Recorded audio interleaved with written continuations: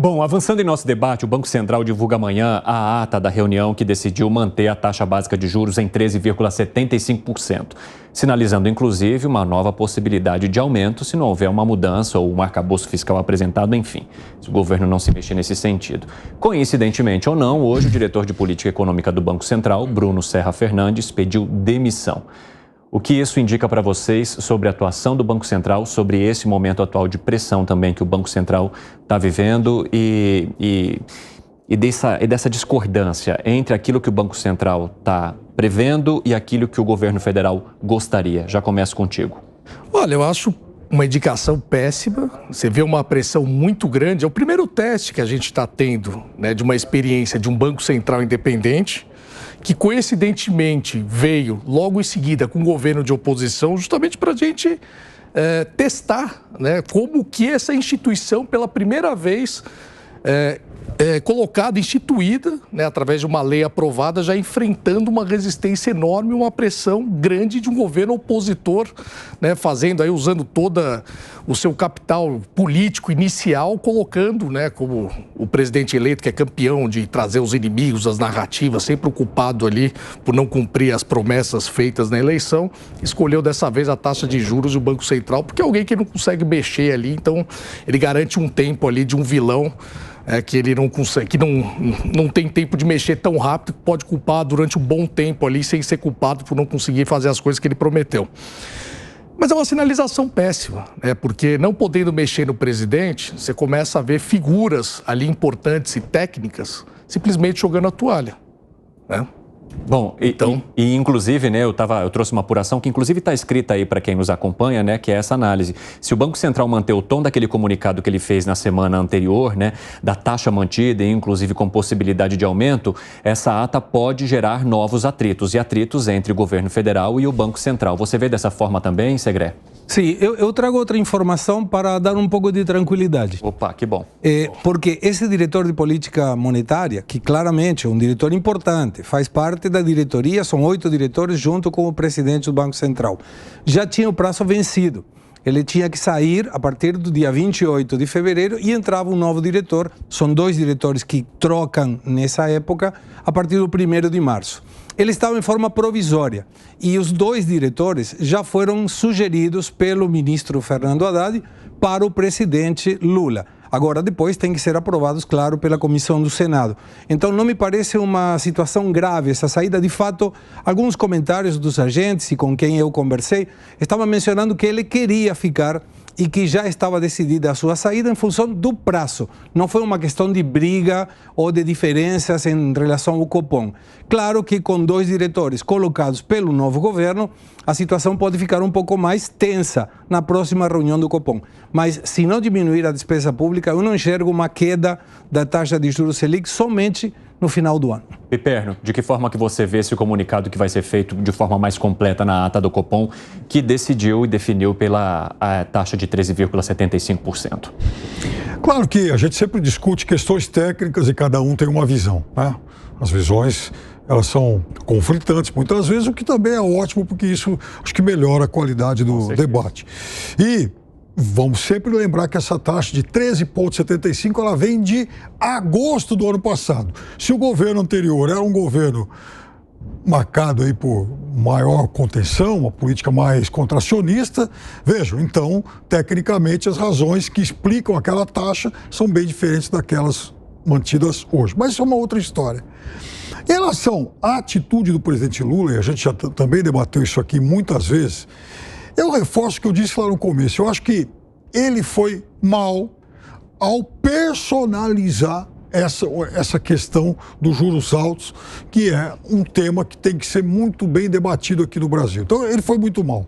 Ele não tem que atribuir isso aí ao presidente, a esse senhor, a esse cidadão, como ele falou, até de maneira pejorativa. Eu acho que valeria a pena, sim, lá atrás, no começo, ele questionar o fato de que uma coisa são juros altos. Eu acho que o mundo inteiro elevou suas taxas, ou pelo menos tem feito esse movimento, e no Brasil não poderia ser diferente. Então, uma coisa é isso, outra coisa muito diferente é manter as maiores taxas do mundo, maiores taxas reais. Então, são duas coisas muito diferentes. Agora, a gente vive uma era de fragmentação do poder. Não adianta brigar com o Banco Central, como o outro brigava com o STF, como alguém pode brigar com a Petrobras, como alguém pode brigar com o Arthur Lira ou com o Rodrigo Pacheco, porque nesse ambiente de fragmentação de poder, e isso não é só aqui, isso é um fenômeno também mundial, é óbvio que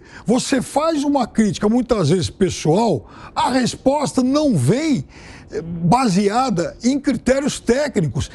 Essas instituições, elas também reagem de forma política. É isso, por exemplo, que o comentário do presidente do Banco Central na semana passada acabou, de certa forma, explicitando. O que ele quis dizer basicamente é o seguinte: não venham mexer com a gente que a gente sabe reagir. Como o STF faria a mesma coisa, como o Congresso faz a mesma coisa e a Petrobras idem. É assim que funciona e por isso o presidente errou. Segredo, você acha que existe esse revanchismo mesmo? Não me parece que seja uma questão técnica, mas eu estou observando o Piperno menos à esquerda que tradicionalmente. Eu gostei. Estamos convencendo ele para que venha mais para o centro. Mas é verdade, o que ele está mencionando tem muita lógica. Não dá para dirigir um país ou cada um tecnicamente na sua área com uma questão pessoal e revanchista. São questões técnicas. O motivo pelo qual o Banco Central mantém a taxa de juros nesse nível é que ele projeta até 2024. E ele vê que ainda está longe de conseguir atingir essa meta de inflação, que tem sempre a variável para cima e para baixo. Por isso mantém a taxa de juros. Agora, Melão, o Piperno apontou que essa taxa ela não vem de agora, ou seja, Lula entrou, a gente coloca a taxa 13,75%. Ela vem desde agosto, ou seja, ainda no governo de Jair Bolsonaro. O que isso indica para você? Olha, você tem circunstâncias econômicas, né, até alheias ao governo, né, a ambos os governos, eu diria, que já vem de muito tempo. Você tem uma circunstância que é internacional, você tem uma questão de guerra, você teve uma questão pós-pandemia, que tem pressionado a inflação não só no Brasil, como no mundo todo. A verdade é, você teria condições para diminuir essa taxa de juros no Brasil se nós tivéssemos agora um governo que desse mais clareza de quais são as intenções econômicas dele para o futuro, com certeza haveria esse cenário aqui no Brasil, até pelos números econômicos apresentados, que vem do governo passado também. Se o presidente o atual, tivesse dado mais clareza nesse sentido para o mercado, já ter anunciado um arcabouço fiscal, ter tornado mais claro qual que é o projeto econômico dele para o país, eu tenho certeza que essa taxa de juros já poderia ser menor. Se ela está nesse patamar, é devido a essa incerteza que o mercado está tendo. Então, na verdade, esse número alto aí, apesar de ter vindo lá de trás, ele poderia estar mais baixo agora, e se ele se mantém alto, pode ter certeza que agora não é só culpa de outras circunstâncias externas também, é culpa do atual governo, que poderia ter sido muito mais claro e não está sendo, né? Está bem confuso porque não consegue se entender com aquilo que ele prometeu e como ele vai cumprir tudo isso, né? Como que ele vai encaixar tudo isso num pacote que seja viável. Você concorda com o Melão, Piperno? Não, eu vou voltar. Eu acho o seguinte, foram feitas muitas promessas que começaram a ser pagas.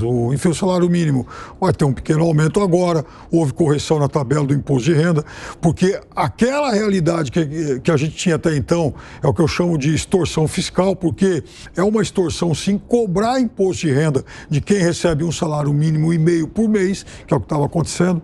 Agora, veja, muito abaixo do que ele prometeu, Piperno. Não, é abaixo, mas aí que está o muito negócio. Abaixo. Não, ele criou uma expectativa muito maior, né? Exatamente, ele falou em 5 mil, foi corrigido para 2.600, mas vamos lá. Tem mais 3 anos e 9 meses de governo para chegar a esse número, né? Não vai chegar. Não era. Você sabe então, que não chega. Não sei. Quer dizer, não era uma coisa para cumprir de uma vez. Você vai diluir isso em 4 anos de governo.